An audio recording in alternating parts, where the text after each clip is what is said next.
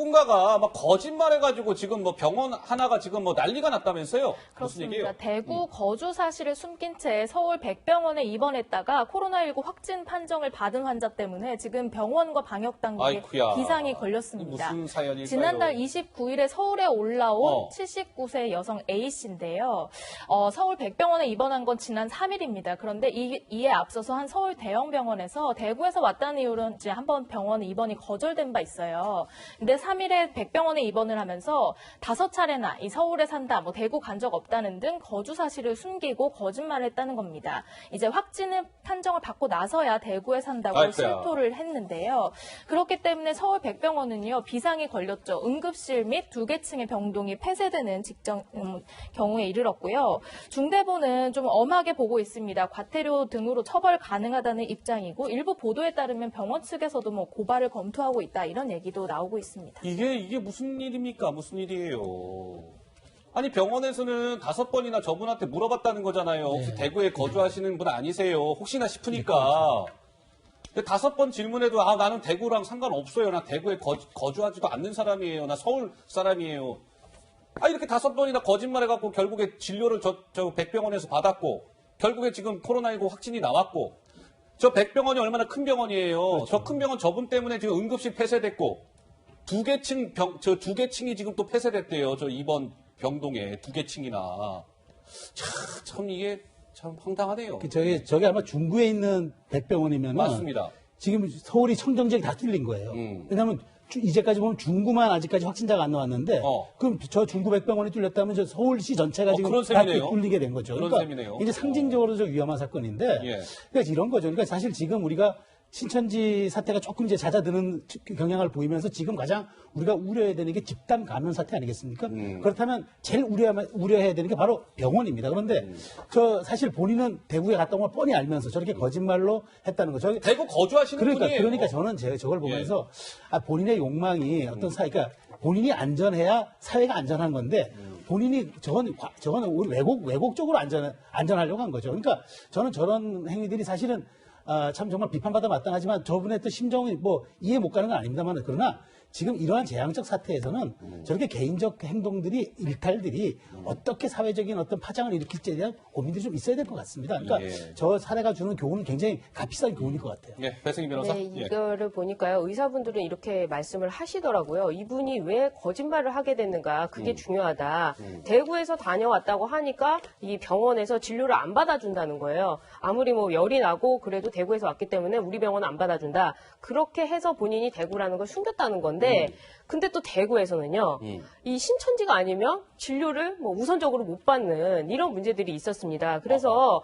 이 사태를 물론 이 개인의 문제도 있습니다만 전반적으로 보면은 질병관리본부라든지 아니면 지금 뭐 정세균 총리가 내려가서 거기다가 뭐 태스크 포스를 만들지 않았습니까? 그런 컨트롤 타워가 과연 이 환자들을 우리가 어떠한 순위로 어떻게 받아들일 것인가 이런 부분에 대해서 의료진과 좀 조율을 해야 되는데 대구에서는 신천지 위주로 하고 또 서울에서는 대구에서 오면 안 받아주고 자꾸 이러면서 결국 피해는 국민들이 보게 되는. 그래서 저는 뭐 이분에 대해서 어떤 거짓말한 부분 이런 부분은 뭐 편을 드는 건 아니지만 이런 의료의 문제점도 있다는 점을 지적해야 되고 그래서 만약에 혹시라도 다른 분들도 대구에 다녀왔다고 해서 다른 병원에서 진료를 안 받아줄 경우에는 어떻게 할 것인가. 그래서 이런 부분들이 이 진료 과정에서 굉장히 큰 문제점이라고 의사분들이 말씀을 하시는데 그 부분 좀 지적할 만한 것 같습니다. 총체적으로 좀 봐야 된다. 뭐 이런 말씀이신 것 같고.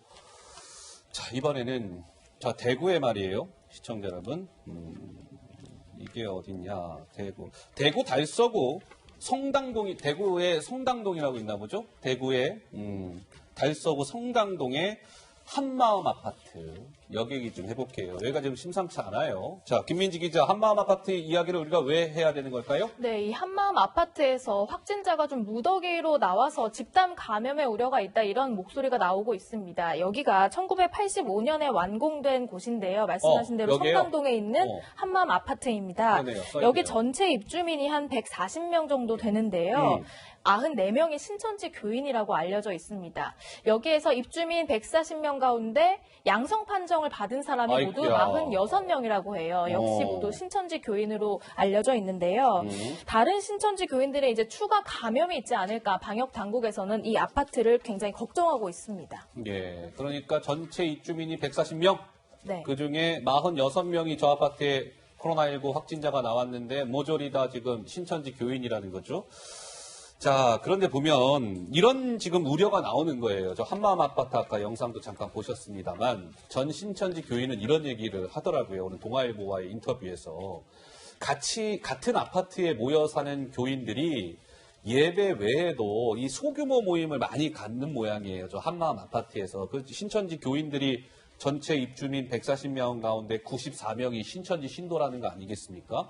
그러니까 예배 외에도 소규모 모임을 많이 가져요. 그래서 집단 감염의 우려가 크다. 이런 얘기를 하는데 지도 하나 보여드릴게요.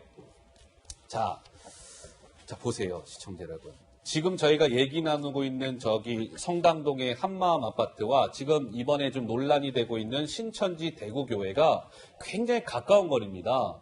직선거리로 1.2km밖에 안 되는 거예요. 그러니까 저 한마음 아파트에 지금 저기는 여자들만 저기 입주할 수 있는 아파트라면서요? 네, 미혼 여성 근로자만 입주할 수 있도록 된 아파트라고 합니다. 그러니까요. 140명 중에 지금 46명이 양성 판정을 받았고 추가 지금 감염자가 나올 가능성도 지금 배제할 수 없는 상황이랍니다. 바로 이곳이 대구 성당동의 한마음 아파트. 이 아파트가 통째로 지금 격리가 됐답니다. 통째로. 우리 코호트 격리라고 하는데 아파트가 통째로 격리된 거는 이번이 처음이랍니다.